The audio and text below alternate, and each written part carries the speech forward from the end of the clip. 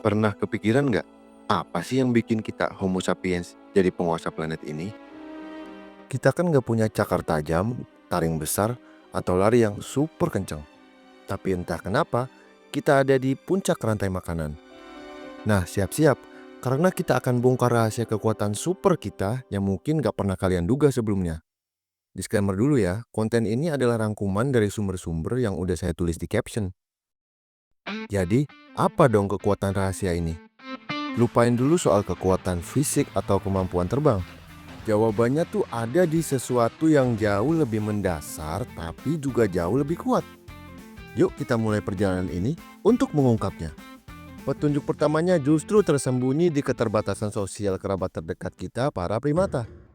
Dengan ngerti batasan mereka, kita bakal mulai sadar betapa unik dan luar biasanya kita. Coba deh kita bandingin. Simpanse itu hidupnya dalam kelompok kecil yang intim. Paling banyak sekitar 50 ekor di mana semua saling kenal. Beda banget sama kita kan? Kita bisa bangun kota isinya jutaan orang asing yang bisa kerjasama dengan baik. Ini kan aneh, sebuah teka-teki evolusi yang besar. Gimana caranya coba kita bisa begitu? Nah, kuncinya tuh angka ini, 150. Angka ini yang sering disebut Dunbar's number adalah batas alami untuk sebuah kelompok sosial yang stabil yang diikat oleh hubungan personal dan gosip. Kalau udah lebih dari angka ini, tatanan sosial biasanya jadi kacau. Tapi kita, manusia, secara rutin melanggar batas ini, membentuk masyarakat yang isinya jutaan orang. Inilah anomali terbesar kita. Oke, untuk mecahin misteri ini kita harus mundur jauh ke masa lalu, ke sebuah titik balik dalam evolusi yang mengubah nasib sapiens selamanya. Kita akan lihat ada semacam pengkabelan ulang besar-besaran di dalam otak kita. Timeline ini nunjukin fakta yang cukup mengejutkan. Selama sebagian besar sejarah kita, sapiens itu biasa aja, nggak ada istimewanya. Kita bahkan pernah kalah loh sama Neanderthal. Tapi tiba-tiba sekitar 70.000 tahun yang lalu, boom! Ada ledakan kreativitas dan ekspansi. Seni, teknologi canggih, dan penjelajahan laut yang berani tiba-tiba muncul. Inilah yang kita sebut revolusi kognitif. Jadi, revolusi kognitif ini adalah lompatan kuantum dalam kemampuan mental kita. Teori paling kuat, ini semua gara-gara mutasi genetik yang dalam tanda kutip nggak disengaja. Semacam kecelakaan evolusi yang untungnya malah mengubah total arsitektur otak kita. Dan membuka cara berpikir yang benar-benar baru. Terus hasil dari pengkabelan otak ini apa dong?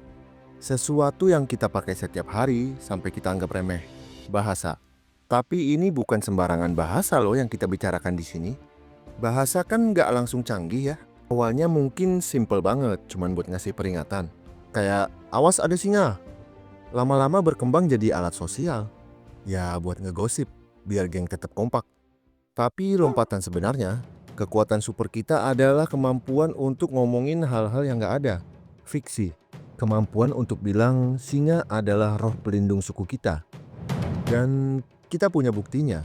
Lihat, patung manusia singa ini. Usianya 40.000 tahun. Ini bukti fisik terkuat dari kemampuan baru kita yang luar biasa. Makhluk kayak gini kan nggak ada di alam liar. Dia hanya ada di imajinasi kolektif para penciptanya. Sebuah ide yang diwujudkan menjadi nyata. Nah, kemampuan menciptakan fiksi inilah yang jadi kunci kerjasama massal. Ini semacam lem sosial rahasia yang bikin kita bisa ngelewatin batas 150 orang tadi. Coba deh pikirin konsep-konsep yang ngatur hidup kita.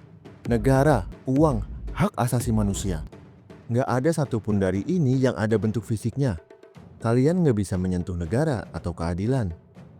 Mereka semua ini adalah realitas yang dibayangkan. Cerita-cerita kuat yang kita semua sepakat untuk percaya. Dan karena kepercayaan bersama inilah jutaan orang asing bisa bekerja sama dengan efektif.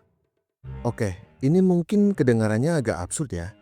Biar gampang kita pakai contoh nyata dari dunia modern aja deh.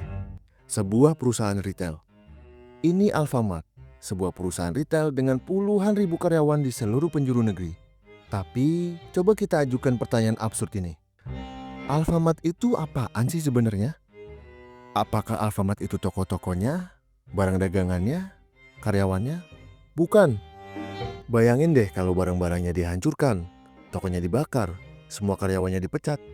Secara hukum, perusahaan bernama Sumber Alvaria Trijaya itu masih ada. Dia masih bisa pinjam uang, bangun toko lagi, dan rekrut karyawan baru.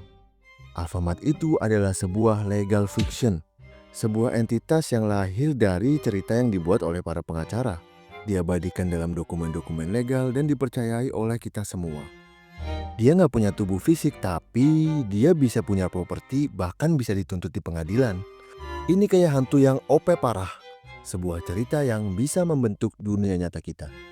Nah, ini nih yang membawa kita ke wawasan intinya. Sebagai sapiens, kita itu hidup di dua realitas secara bersamaan. Jadi, beginilah dualitas kita.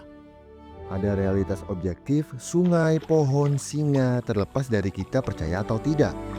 Dan di sisi lain, ada realitas yang dibayangkan. Negara, perusahaan yang ada hanya karena kita mempercayainya. Ironisnya justru realitas imajiner inilah yang sekarang begitu kuat. Sampai-sampai bisa menentukan nasib dari realitas objektif itu sendiri. Jadi inilah kekuatan super kita. Kemampuan untuk menciptakan dan percaya pada cerita bersama. Fiksi-fiksi ini telah membangun peradaban. Ini menciptakan satu pertanyaan penting.